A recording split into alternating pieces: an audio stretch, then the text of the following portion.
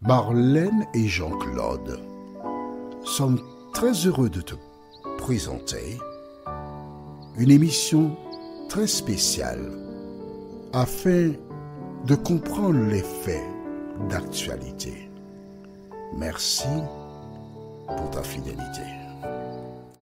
C'est toujours avec joie que je te retrouve afin de continuer d'étudier ce thème qu'est le baptême. Notre premier cours était la guerre, expliquant comment le péché est entré dans le monde. Ensuite, comment Caïn a tué son frère Abel et Dieu lui a dit que le péché est couché à sa porte. Le mot péché a été mentionné dans l'Ancien Testament dans le chapitre de Genèse, chapitre 4, confirmant que le péché a été à l'origine de l'introduction de la mort dans notre monde. Aujourd'hui, nous voyons l'agneau. Rappelle-toi. Que s'est-il passé? Caïn a donné des fruits de la terre, tandis qu'Abel a offert un agneau, conformément à la volonté de Dieu.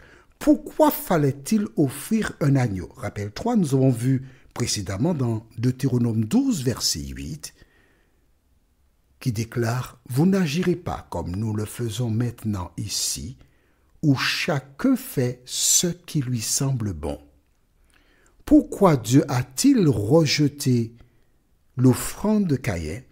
C'est ce que nous verrons aujourd'hui dans deux références bibliques. D'abord, Exode chapitre 12.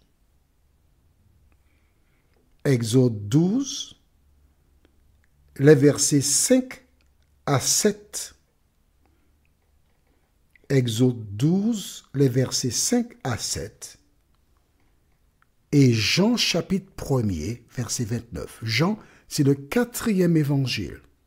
Le Nouveau Testament débute par Matthieu, Marc, Luc, Jean. 4e livre, chapitre 1, le verset 29. Juste avant d'entamer notre étude, recherchons la présence du Saint-Esprit et son assistance. Prions. Notre Seigneur et notre Dieu, nous te remercions pour le bonheur de te connaître,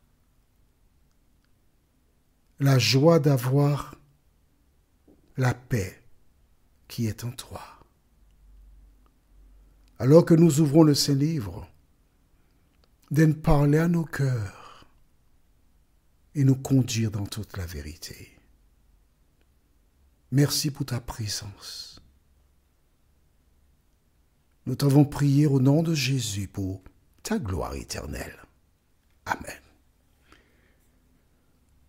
Notre prochaine étude s'intitule « Le choix d'Abraham ». Je te donne la référence une fois pour toutes. Genèse 18, versets 16 à 19. Ainsi, tu pourras déjà te préparer par rapport aux références. Alors, nous lisons dans le livre d'Exode, chapitre 12. J'ai fait un grand pas de géant pour t'expliquer l'offrande de Caïn et celui d'Abel. Et nous lisons dans Exode 12, verset 5 jusqu'au verset 7. Je lis toujours dans Parole de vie. Vous choisirez un mouton ou un cabri d'un an, mâle, sans défaut. Vous le garderez jusqu'au 14e du mois. Le soir de ce jour-là, dans la communauté d'Israël rassemblée, vous égorgez l'animal choisi. Vous prendrez son sang et dans chaque maison où on mangera un de ces animaux, on couvrira de sang les deux montants et la poutre au-dessus de la porte d'entrée. on fera griller la viande, puis, pendant la nuit, on la mangera avec des pains sans levain et des herbes amères. On s'arrête ici. Tu vois, j'ai été jusqu'au verset 8 avec toi. Pour t'expliquer quelque chose de très important. Les enfants d'Israël étaient en Égypte, esclaves. Et je vais t'expliquer pourquoi prochainement. Et à un moment fixé par Dieu, il donna des directives à ces derniers. À savoir prendre un mouton dans cette version ou un cabri, l'immoler le 14e jour, prendre le sang, mettre sur les linteaux, les linteaux sur les parties qui montent les montants des portes et sur la partie qui les relie par le haut, placer le sang. Le sang était censé et est le moyen pour démontrer que les personnes qui habitent dans cette maison ont cru, ont accepté et ont obéi. Toutes les maisons qui n'avaient pas le sang sur les linteaux des portes, les premiers-nés des occupants, lorsque l'ange passerait dans la ville, serait tué. Et dans une maison, il pouvait avoir le premier-né de la servante, le premier-né du serviteur, le premier-né du propriétaire de la maison. Et il pouvait y avoir plusieurs morts dans une seule maison. Dieu a ordonné à toutes celles et ceux qui croient en lui de faire quoi? De prendre le sang et de mettre sur les linteaux. Et au milieu de la nuit, quand Dieu passera, les premiers-nés qui étaient dans cette maison seraient protégés.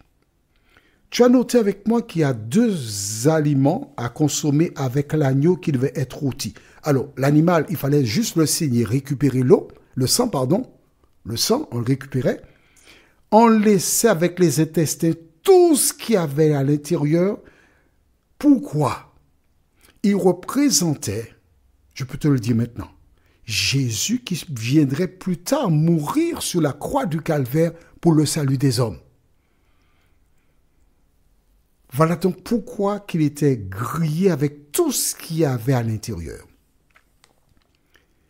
On devait le consommer avec des herbes amères qui représentent les années de souffrance passées en Égypte et du pain sans levain.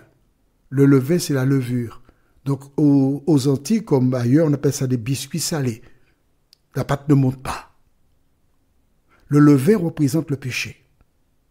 Voilà donc pourquoi, lorsque Caïn a offert des légumes, des fruits, Dieu ne pouvait pas accepter son sacrifice.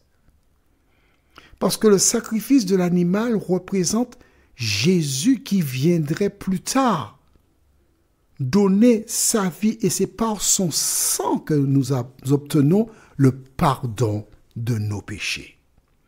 Allons au livre de Jean, chapitre 1er. Jean, chapitre 1. Matthieu, Marc, Luc, Jean. Je souhaite que tu lises en même temps que moi. Il ne faut pas que je lise pour toi, non. Il faut que nous lisions ensemble. C'est bon? Un jour, Jésus passait avec ses disciples. Et celui qu'on appelle communément Jean-Baptiste, l'ayant vu, il fit une déclaration. Lisons donc dans Jean chapitre 1er, le verset 29. Qu'a dit Jean-Baptiste? Car tout le monde attendait que Jésus, le Messie, vienne. Il a déclaré, nous lisons, le jour suivant, Jean voit Jésus qui vient vers lui. Et il dit, voici l'agneau de Dieu qui enlève le péché du monde. Amen. Rappelle-toi, nous avons vu comment le péché est entré dans le monde par un seul homme. Romains 5, verset 12. Si tu arrives que maintenant, tu peux noter ça dans ton cahier. Romains 5, verset 12 déclare, c'est pourquoi, comme par un seul homme, le péché est entré dans le monde. Et par le péché, la mort. Et qu'ainsi la mort s'est étendue sur tous les hommes parce que tous ont péché. Quand le diable tenta Ève, et l'incita à manger le fruit, le péché, ou encore la transgression de la loi. Note notre cahier aussi. Mais aussi, si tu es nouveau, il faut écrire ça. 1 Jean chapitre 3. Alors là, on a lu dans Jean 1, mais là, on va dans 1 Jean. 1 Jean, c'est à la fin de la Bible. Tu écris 1 Jean chapitre 3, verset 4. Déclare, quiconque pêche transgresse la loi, et le péché est entré dans le monde par la désobéissance d'Ève. Tu te rappelles? Alors, quiconque pêche transgresse la loi, et le péché est la transgression de la loi. Donc, la loi existait dès la création du monde. Maintenant, pour rétablir le dialogue entre l'homme et Dieu, il fallait de sacrifice. Un sacrifice que Jésus a accepté d'offrir. Et cela s'appelle le plan de la rédemption. Il est mort pour payer la rançon. De telle sorte que toi et moi, aujourd'hui, nous ayons l'opportunité, en l'acceptant, d'être pardonnés de nos péchés et ainsi d'obtenir la vie éternelle. Voilà pourquoi il fallait offrir un agneau. Et depuis ce moment, nous verrons ça prochainement, les enfants d'Israël, à partir de cette date-là, commémorèrent leur sortie d'Égypte, qui est l'équivalent du 14 juillet pour les Français, une fois l'an. Ils appellent ça la Pâque, pour se rappeler comment Dieu les a délivrés d'Égypte. Mais nous reviendrons prochainement sur cela. Prosternons-nous, fermons les yeux, prions. Notre Seigneur et notre Dieu, merci pour la parole. Nous comprenons pourquoi tu ne pouvais pas accepter l'offrande de Caïn qui donna ce qu'il avait envie de donner. Parce que le prix à payer, la rançon, c'est la mort d'un animal, l'agneau, qui représente Jésus, le Sauveur du monde. Les hommes offraient un animal. Mais toi, Jésus, tu es l'agneau de Dieu par excellence. Et c'est par ton sang que nous sommes sauvés. Merci Seigneur de nous rappeler jour après jour que nous avons un devoir. Marcher selon ta parole. Fais-nous du bien dans tous les domaines, nous t'en prions. Au nom de Jésus pour ta gloire éternelle. Amen. Que l'Éternel continue de te bénir. Et il me tarde de te retrouver. Nous sommes parvenus au terme de notre réflexion.